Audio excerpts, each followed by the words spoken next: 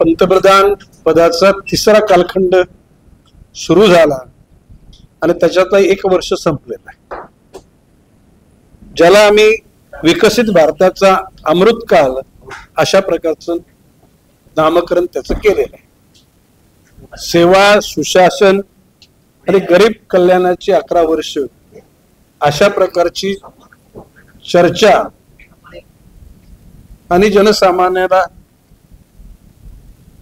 माहिती देण्याचं काम आम्ही सुरू केलेलं आहे। आपल्याला आठवत असेल की 2014 साली ज्याला माननीय पंतप्रधान नरेंद्रजी मोदी हे पंतप्रधान झाले, त्यावेळेला देशामध्ये तंत्रज्ञान इतकं विकसित नव्हतं। आज क्षणाक्षणाला तंत्रज्ञानाचा विकास हा गतीने वाढत आहे। हे निश्चितपणे खरं आहे की भारतीय जनता पक्षाचं हे जे देशाला सामर्थ्यवान बनवण्याची भूमिका आहे, पहिला देश, नंतर पक्ष, नंतर मी स्वतः, ही आमची पक्षाची कायमची भूमिका राहिलेली। परंतु ही संपूर्ण रचना ही संघ परिवाराच्या विचारातूनच रचली गेलेली आहे, हे कोणी नाकारण्यात अर्थ नाही।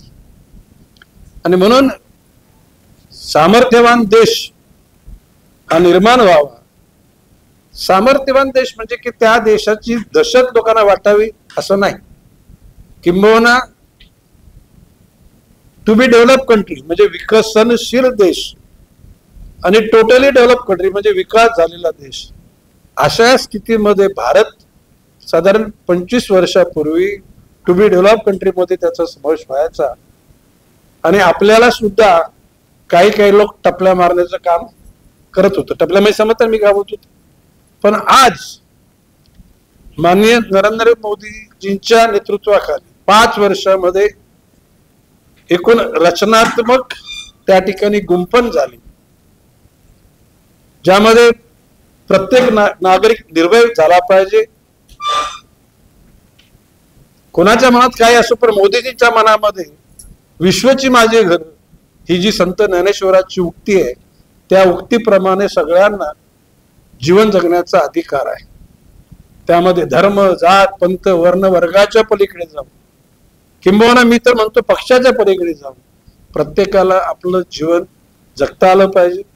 आणि माननीय नरेंद्रजी मोदी त्यांच्या नजरेसमोर तीच गोष्ट ठेवत आहेत। अशा परिस्थितीमध्ये जोपर्यंत नागरिक निर्भय होत नाही, आपलं स्वतःचं मत व्यक्त करू शकत नाही, तोपर्यंत त्याच्या जीवनाला काही अर्थ नाही। जीवन, मी नेहमी म्हणतो की बालपण, तारुण्य, प्रौढत्व, ज्येष्ठत्व आणि जीवनाचा निरोप प्रत्येकाला घ्यावा लागतो, तो राजा असो किंवा रंक असो। परंतु हे जीवन असंच ओसाड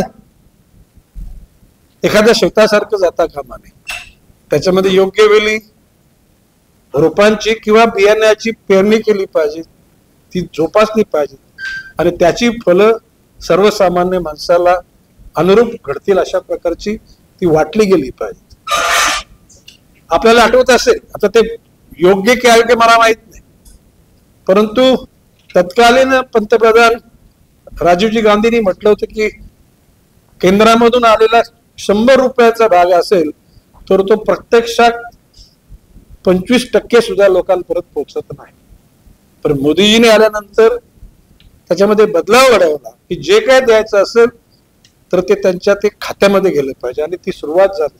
आणि आज गोरगरिबांच्या नावाने निघालेली कुठलीही मदत कुठे रस्त्यात गिलंकृत केलेली जात नाही।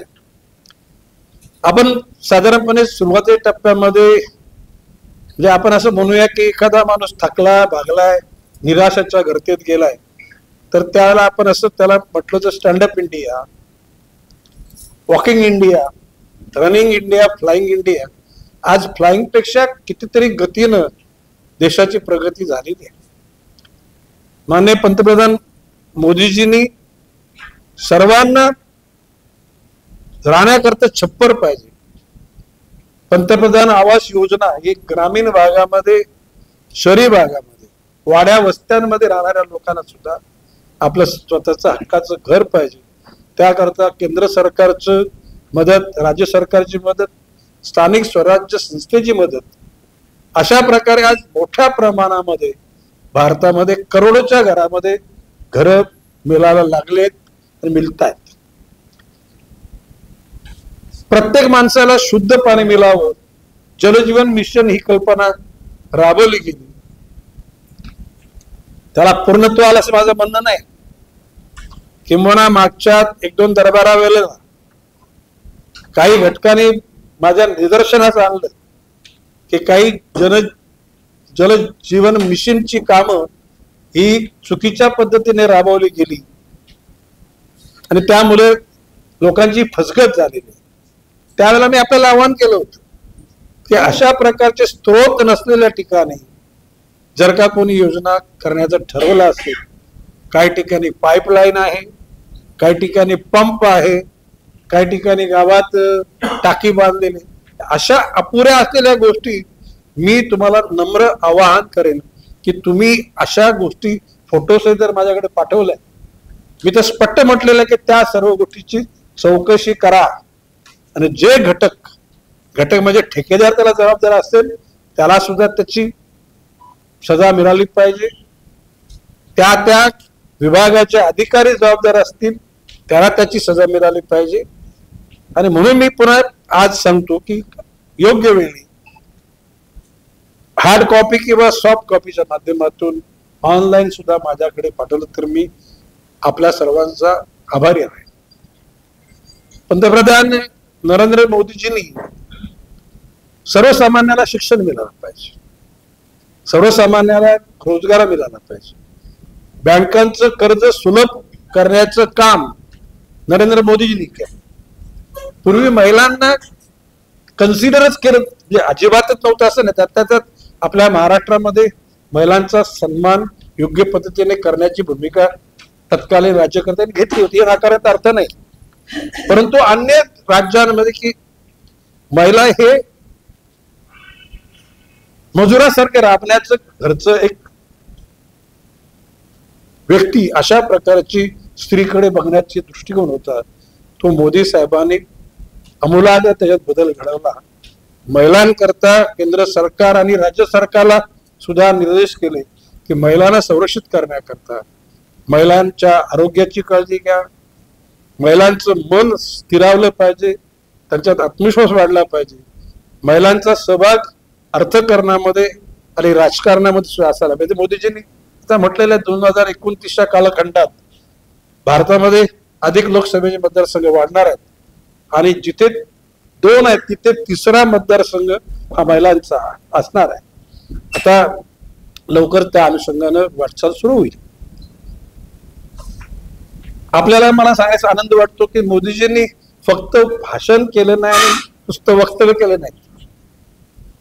मोदीजींनी स्पष्टपणे त्या अनुषंगानं आपल्या मंत्रिमंडळातल्या सर्व सहकाऱ्यांना विविध राज्यामध्ये, जिल्ह्यांमध्ये, तालुक्यात, गावागावात जाऊन त्या घटकांशी समरस होण्याची भूमिका सांगितली आणि त्याचा जो एकूण ऍस्ट्रॅक्ट आला त्या अनुषंगानं त्यांच्या जीवनामध्ये बदल घडण्याकरता योजना राबवल्या गेल्या. आज जर बघितलं गेलं तर भारतीय यंत्रणा, म्हणजे मी असं म्हणणार नाही की मोदीजी येण्याच्या अगोदर भारताची संरक्षण यंत्रणा कुचकामी होती असं आमचं म्हणणं नाही, परंतु मोदीजी आल्यानंतर त्यामध्ये आत्मविश्वास त्या ठिकाणी जास्त निर्माण झाला, हे आपण सुद्धा कबूल कराल.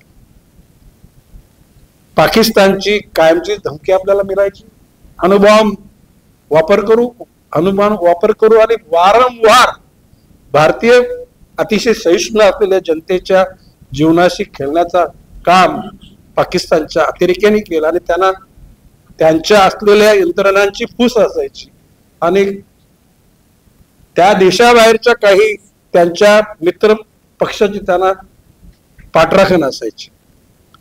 या वेळेला 2-1 महिन्यापूर्वी काश्मीरमध्ये आपल्या बांधवांबरोबर जी घटना घडली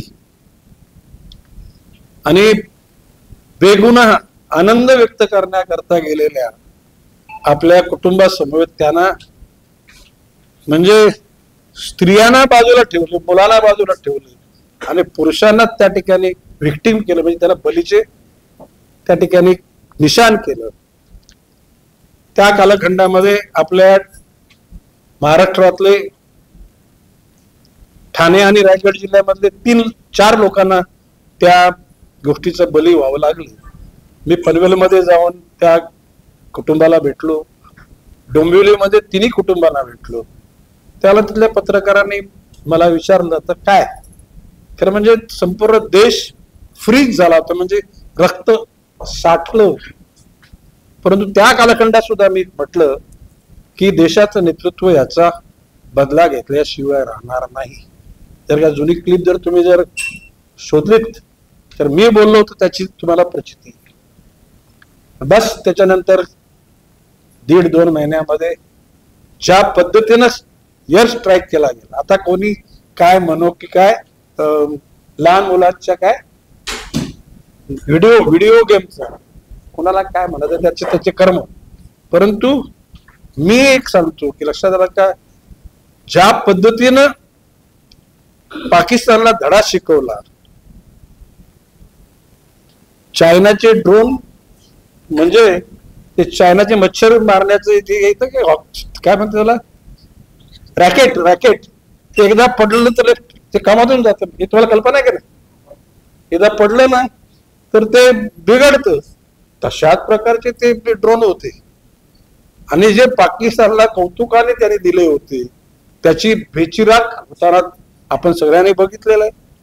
आता पाकिस्तानला नुसता धडा नाहीये, जगातील काही जे घटक आपल्या देशाविषयी आकस बाळगून आहेत त्यांना सुद्धा तो एक प्रकारचा धडा मिळाला आणि आपल्याशी थोड्या प्रमाणात सहमत असलेल्या लोकांना सुद्धा त्याचं आश्चर्य वाटलं की भारत इतका बलवान आहे. भारताच्या कुठल्याही माणसांना शकी न पोचता भारताची एकूण बनवलेले मिसाईल हे विदाउट मॅन म्हणजे मानवरहित आणि मानव सहित. पूर्वी विमानाचा हल्ला करताना वैमानिक असायला लागायचं, आता वैमानिक असण्याची गरज नाही. आणि अशा प्रकारचं जे चित्र बघितल्यानंतर मी कुठल्या देशाचं नाव घेत नाही, कारण प्रश्न असा आहे, it's a matter of diplomacy. आपल्या देशाचे राज्यकर्ते त्या परीनं कुठल्याशी मित्रत्व करावं, कोणाशी वैरत्व करावं ते ठरवतील. परंतु बऱ्याच लोकांना त्या गोष्टीचा झटका बसला आणि काही लोकांना आनंद वाटला. तो आनंद अशासाठी की भारत सामर्थ्यवान झाला तर आम्हा लोकांना निश्चितपणे अडीअडचणीच्या वेळेला भारताची मदत मिळेल. असे विकसनशील जे दुबळे देश आहेत त्या देशांना त्या गोष्टीची निश्चितपणे प्रचिती मिळाली आणि भविष्यकाळात भारत सामर्थ्यवान होईल अशी त्यांना खात्री पडली. मृत्युमुखी पडलेले आपले नागरिक त्यांच्याविषयी दुःख आपल्या मनातून कधीच जाणार नाही. रात्रंदिवस आपल्या रक्षणाकरता सीमेवर रक्षण कशासाठी करण्यासाठी लागले सैनिक, आर्मीचे असतील, वायुदलाचे असतील, नौदलाचे असतील, त्यांनी केलेल्या त्यागाचं मोल हे त्याची गणती पैशाने होऊ शकत नाही. आणि म्हणून वीरांना कायम सलाम केला जातो. आज परदेशांमध्ये माननीय नरेंद्रजी मोदी गेल्यानंतर आपला माणूस आल्यासारख्या लोकांना वाटतं, भारतीयांना वाटतच. परंतु जे नागरिक मानवता प्रिय ज्यांची भूमिका आहे अशा लोकांना सुद्धा नरेंद्रजी मोदी यांच्या वागण्याचं संयमाचं कौतुक वाटतं. भारत आता कृषी प्रधान देश होता आणि आज सुद्धा कृषी प्रधान देश आहे. भारतामध्ये सगळ्या प्रकारचे प्रयोग R&D म्हणजे असं एक क्षेत्र राहिलं नाही. व्यापारामध्ये, उद्योगामध्ये, शिक्षणामध्ये, आरोग्यामध्ये. आता आपल्याला उदाहरण माहिती, ज्याला कोविड-19 हा ज्याला वुहान मध्ये सुरू झाला 2019ला, आपल्याकडे तो पोचताना 2020 झाला. त्यावेळेला भयानक परिस्थिती होती. परंतु माननीय मोदींच्या नेतृत्वाखाली या देशाच्या शास्त्रज्ञांनी त्याच्यावर लस शोधली.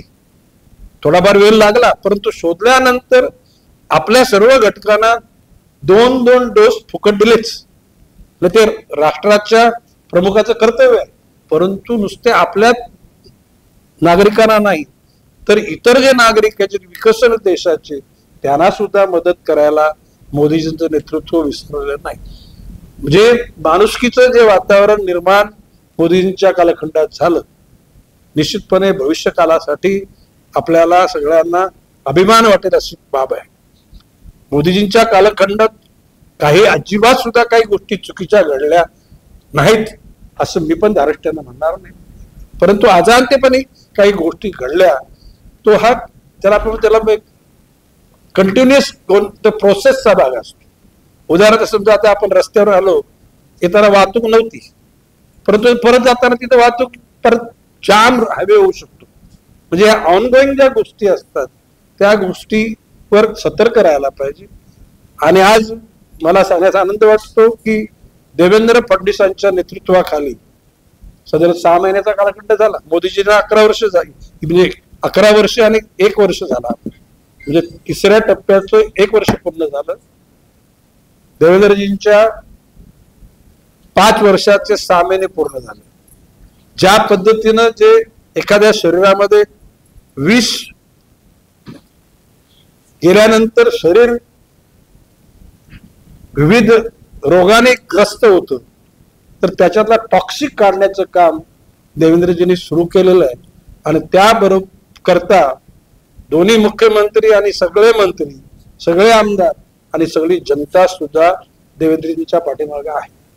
कसल्याही प्रकारचा असूया द्वेष न ठेवता सगळ्यांचा साथ, म्हणजे मोदीजी काय म्हटले, सबका साथ सबका विकास आणि सबको विश्वास. आणि जोपर्यंत जनसामान्यांचा विश्वास संपादन होत नाही तोपर्यंत जनसामान्यांचे हात प्रगती करता पुढे येत नाहीत.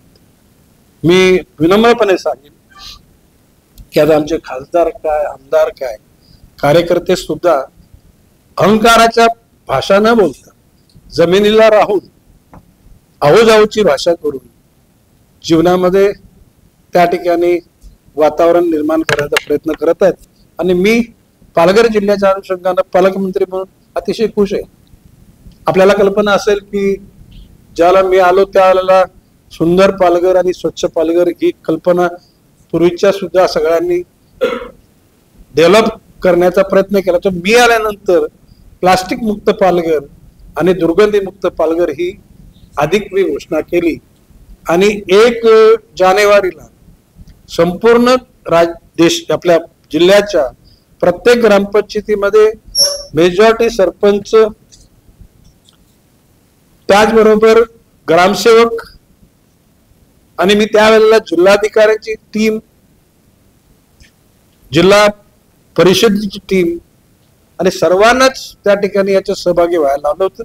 मी स्वतः त्या दिवशी पालघरमध्ये त्या मोहिमेमध्ये सहभागी झालो. मला वाटतं मी मोदीजींच्या 11 वर्षामध्ये मोदीजींच्या नेतृत्वाखाली, त्यांच्या प्रशासनानं, त्यांच्या नेतृत्वाखाली असलेल्या विविध राज्यातल्या मुख्यमंत्री आणि त्यांच्या मंत्रिमंडळानं आणि एकूण देश स्तरावर भाजपच्या असलेल्या सर्व कार्यकर्त्यांनी जे कार्य केलेलं आहे त्याच्याविषयी मी आपल्यासमोर माझी भावना व्यक्त केलेली आहे.